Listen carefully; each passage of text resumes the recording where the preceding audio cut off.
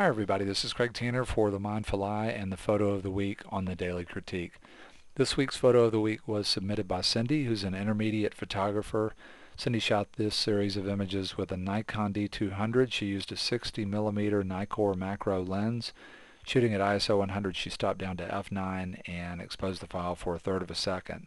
The backstory on this triptych and the series of images is that Cindy said she participates in her photography club's monthly assignments, and the assignment for this month was still life, and she decided to shoot a series of seashells. She said she'd never tried shooting something like this before.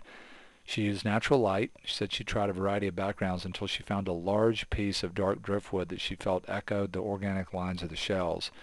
She says she placed the various shells on different patterns of the wood where she thought the lines complemented the shape of the shell. She said she liked the shells in color, but also felt the sepia tone worked better for the natural feelings she wanted to convey. She shot a number of different seashells, but thought these three images went together well for a triptych. And boy, I can't agree more with that. This is just so simple, so elegant, so beautiful. And one of the things I love about this is one of the things that Cindy described in her process is the echoing and the rhythm between the background that she's chosen here of the driftwood and the main subject, the shells. You know, in a basic sense, it's a great background because it's much darker, and so you get this really beautiful separation.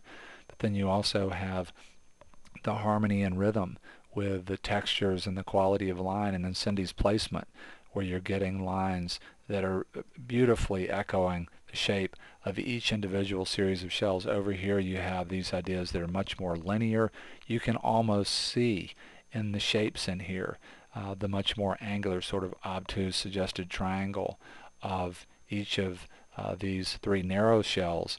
And over here you're getting the same thing with the placement. You're also getting something else that's really beautiful in terms of making the triptych itself very cohesive in terms of the presentation here. And that is the idea of a feeling of bookending with these overall qualities of line. Over here you get a feeling of lines moving in this direction. Over here you get a feeling of lines moving in this direction, and it's sort of like brackets or commas that are pointing towards the middle panel of the triptych.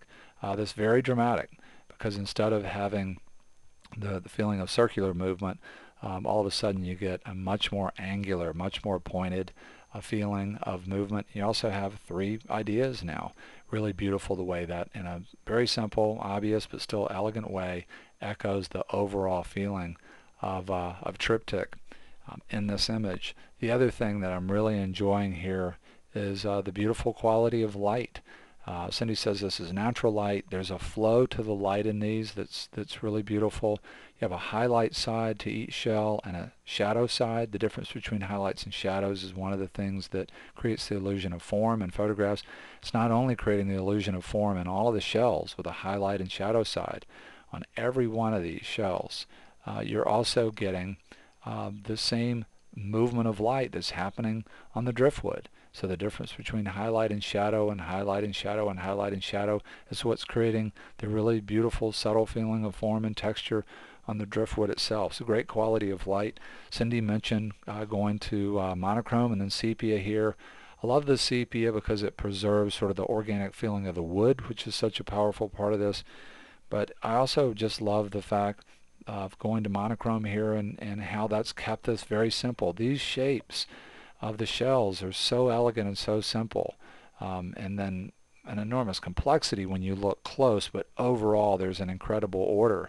And it's pretty easy to imagine if colors start to show up here, you start to have color changes, even if they're subtle, they might start to overwhelm the outrageous sort of elegant order of the shells and also the driftwood in the way that this triptych overall has been arranged. And the last thing that I want to say here is that I mean, one of the big takeaways from this is just encouraging you as an artist, if you haven't ever done a triptych or a diptych, two images that are presented together, three images or even more, just really encouraging you to try this. It's a really great way to work conceptually, and to let this also motivate you to create portfolios of images where maybe you're not presenting multiple images together like this on one printed piece, or you have prints and then you mat them like this. Maybe it just encourages you to create portfolios of images where there's one very clear idea that connects all of the images. One of the traps that I think that we can fall into as photographers is just saying, well, what a portfolio has in common is we're just trying to wow you.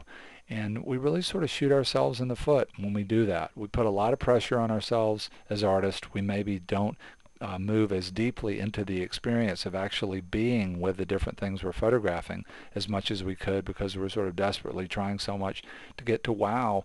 And we also start to tell the viewer that, hey, this is what all these shots have in common.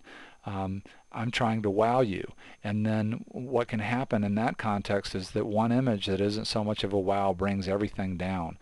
When we dial it back from that, when we go for something that's simpler, when we just say like this, we say we're going to either show you in one presentation a series of images that are all shells, or let's say a whole show of images that are all shells. There's now something very powerful from a story standpoint that connects all the images. In effect, we're getting the viewer to buy into the whole show to begin with on at least one or two levels. And to me now, the viewer, just like we can if we're there and we're having the experience, they can move more deeply into the experience of each image. They can say as they go along, well, I know that this is about shells, but now let me look at the different textures.